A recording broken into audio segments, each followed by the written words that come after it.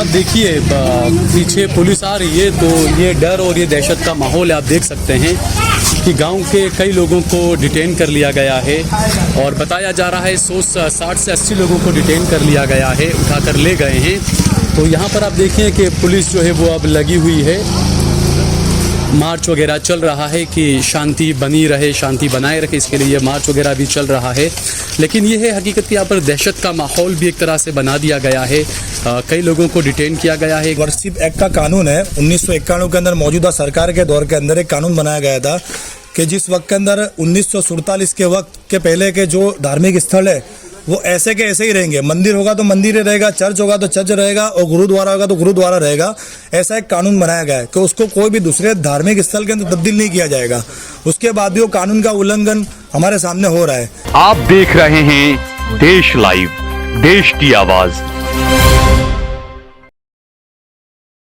अस्सलाम वालेकुम, आदाब, नमस्कार, सत श्री अकाल। देश लाइव में आपका स्वागत है। मैं हूं सहल कुरैशी। दोस्तों, इस वक्त मैं पीराना में खड़ा हूं, जहां पर अहमदाबाद से महज 15-20 किलोमीटर दूर है और इसे लेकर मैं हमेशा स्टोरीज़ करता आया हूं, कवर करता आया हूं इसकी खबरें में।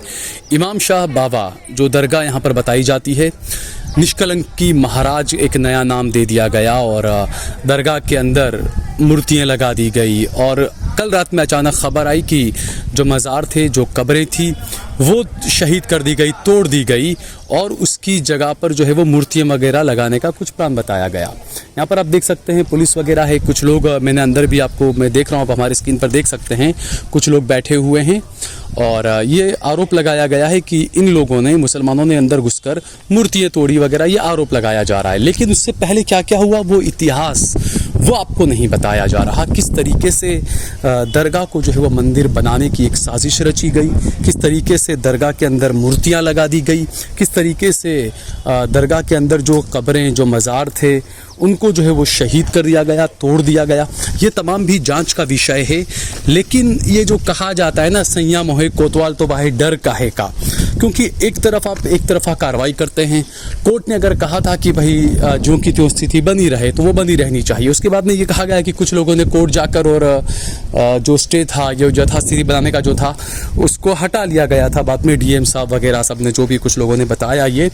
लेकिन सवाल ये उठता है कि कानून सबके लिए समान होना चाहिए। यहाँ पर ये आप देख सकते हैं, ये मस्जिद, पुरानी मस्जिद थी। यहाँ पर पुरानी मीनार में अपने कैमरामैन से कहूँगा दिखाए, ये आप देखिए मीनारा पुराना है।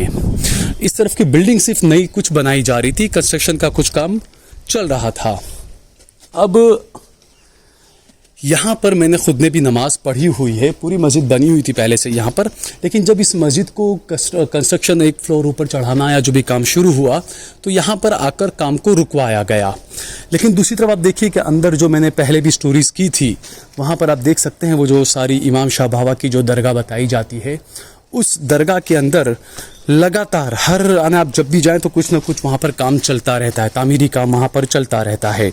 और जैसा मैंने बताया कि दरगाहों को शहीद करने की भी पहले भी कई सारे फ़ोटोज़ वगैरह आए थे। और उसके बाद में, क्योंकि जो ट्रस्टी हैं यहाँ पर 7 हिंदू ट्रस्टी हैं और 3 मुस्लिम ट्रस्टी हैं। मुस्लिम ट्रस्टियों की सुनी नहीं जाती है। मुस्लिम ट्रस्टियों ने मुझे पहले भी इंटरव्यू में कई बार ये बातें बताई है।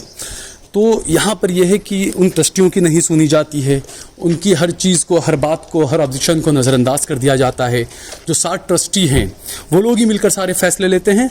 और जब मैंने 2-3 साल 4 साल पहले शायद यहाँ के जो ट्रस्टी हैं, इमाम शाह बाबा दरगाह के जो ट्रस्टी, हर्षद पटेल नाम था उनका, जब मैंने उनसे बात की तो उन्होंने कहा कि यहाँ कोई दरगाह नहीं है, यहाँ तो हमारे निष्कलंकी महाराज का अवतार आने वाला है, ये तो उनका है, मंदिर है, तमाम चीज़ें उन्होंने कही थी।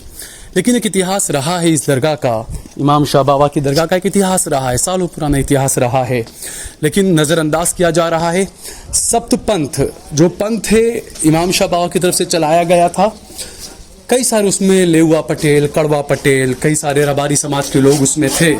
और इनमें कई लोग ऐसे हैं जो आज भी, आप देखें कि जब उनमें किसी की मृत्यु हो जाती है, देहांत हो जाता है, तो उनको दफनाया जाता है।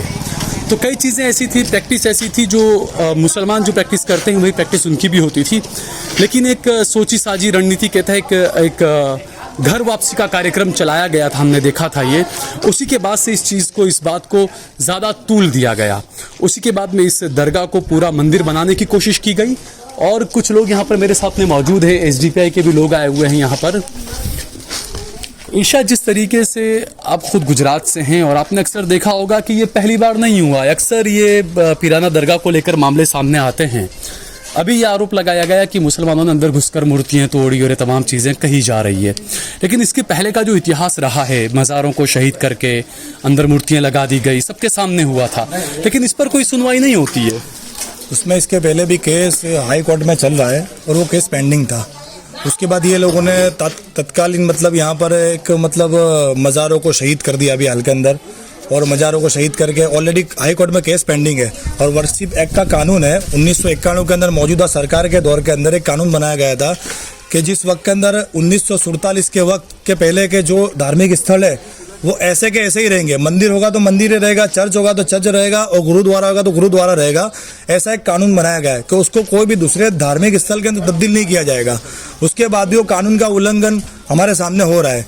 इसके पहले दीवाल के मामले के अंदर भी देखा गया कि दीवाल के अंदर भी यहाँ पर तोड़ दीवाल को बना दिया गया, और ट्रस्ट के अंदर भी मतलब मौजूदा दौर के अंदर देखा गया कि दरगाह है, सबको पता है, और 600 साल पुरानी दरगाह है, इमाम साहब बाबा नाम है उनका, उनकी मज़ार आती है, उनको शहीद कर दिया गया।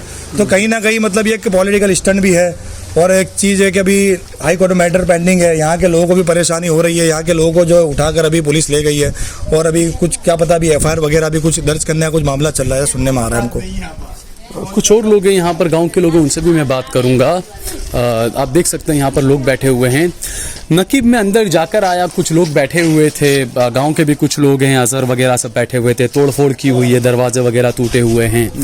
तो अब ये चित्रण किया जा रहा है कि भाई मुसलमानों ने अंदर घुसकर तोड़फोड़ की है, लेकिन इससे पहले जब दरगाहों में जब मज़ारों को शहीद किया गया, दरगाह की जगह पर मूर्तियां रख दी गई, इस बात पर कोई सुनवाई नहीं हुई थी। नहीं सर, कोई सुनवाई भी नहीं हुई। और उस वक्त में जैसे मूर्तियां लगाई गई या पीछे मंदिर बनाए गए, उस टाइम पर उस वक्त तक भी यहाँ के सादातों ने और यहाँ के लोगों ने कोई भी मतलब कायदा हाथ में लें वैसा कोई काम नहीं कहा है। आज भी थोड़ा सा अग्रेसिवनेस में हो सकता है कि हो, बट मतलब मसला ये है कि अग्रेसिवनेस के अंदर उन्होंने किया। ठीक है, चलिए। तो आप देखिए पीछे पुलिस आ रही है, तो ये डर और ये दहशत का माहौल है। आप देख सकते हैं कि गांव के कई लोगों को डिटेन कर लिया गया है, और बताया जा रहा है 160 से 80 लोगों को डिटेन कर लिया गया है, उठाकर ले गए हैं।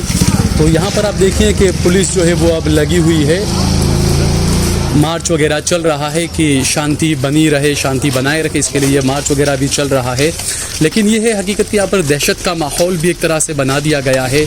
कई लोगों को डिटेन किया गया है। गांव के लोगों ने कहा है कि चोर को ऐसा हो गया है जी, चोर करे चोरी है और उनसे साहूकार को डराते। ऐसा हमारा आज मजार है, कब्र है, शहीद कर दिए तो आज हमारी जान नहीं जलेगी। वहाँ पे स्वामीनारायण मंदिर में जरा अंदर एक जूथ में झगड़ा हुआ तो इतनी बवाल बड़ा हो गया। तो ये तो हमारी दरगाह है। आज हम 20 साल से भोगत रहे, 20 साल से, दे कब तक चलेगा? क्या हम लोगों ने गुनाह क्या करा कि इनको चाबी दे दी? ये हमारा गुनाह है। आज जब भी 1 महीना होता है कुछ न कुछ करता है, 1 महीना होता है कुछ न कुछ करता ही रहता है। इतना परेशान नहीं हो तो जेल में डाल देते बच्चों को। अभी ले गए, वो बाहर से बटवे से आया, उसको भी ले गए। अरे वो मेहमान है, उसको तो छोड़ो। इतना सब त्रास करा, हम तो इतने परेशान हो गए। नहीं, ये क्या करता है जो भी भाजपा सरकार का फायदा उठाता है। अभी RSS बजरंग दल वालों का कुछ काम नहीं है। वो तलवार लेके आया, वहाँ एक्शन नहीं ले रहे। सामने से हमला करने तलवार लेके आ रहा है, वहाँ एक्शन नहीं। अभी जब पत्थर मारा हो रहा था ना, तब वो लोग आया था, तो पुलिस वालों ने भगाया। तो वो यहाँ RSS बजरंग दल का क्या लेना देना हो? इनको कोई यहाँ पे कांटेक्ट ही नहीं रखना चाहिए। मंदिरों में रखो ना, ये तो दरगाह सबको पता है। 18 कौम आती है यहाँ पे, यहाँ कोई हिंदू मुसलमान है ही नहीं, 18 कौम आती है। अब वो क्या पैसा आ गया तो समझता है कि मैं बहुत बड़ा शेर हो गया, तो वो पैसा कब तक रहेगा? एक दिन तो सबकी जरूर पड़ती है। हाँ, सत्ता और पैसा हमेशा नहीं रहेगा, ये बात सही है। तो ये सुना अपने गांव के जो लोग थे, उन सबको क्या उन्होंने क्या बातें कही, वो भी मैंने आपको सुनाई। और ये हकीकत है जो लास्ट में जिन्होंने जो बात कही कि पैसा और सत्ता ये हमेशा नहीं रहता है। और ये तो एक ये जो हो रहा है उससे यही लगता है, जैसे मैंने बताया था ना कि सैया मोहे कोतवाल तो भाई डर काहे का। सत्ता इनकी है, हर चीज़ इनकी है, तो डराने की कोशिश की जा रही है। गांव के लोगों का ये आरोप है। लेकिन ये जो मसला है, इसका परमानेंट कुछ हल निकाला जाना चाहिए, वरना आने वाले दिनों में गुजरात के लिए, देश के लिए ये बड़ा नासूर बन सकता है। और आज जो घटनाएं हुई है, इस घटना के जो वीडियोज़ हैं उसका देश भर की राजनीति में अगले कुछ महीनों में जो होने वाले चुनाव हैं उन चरणों में इसका बेजा इस्तेमाल भी किया जा सकता है। चुनाव आयोग को इस पर सख्ती से नज़र रखनी चाहिए।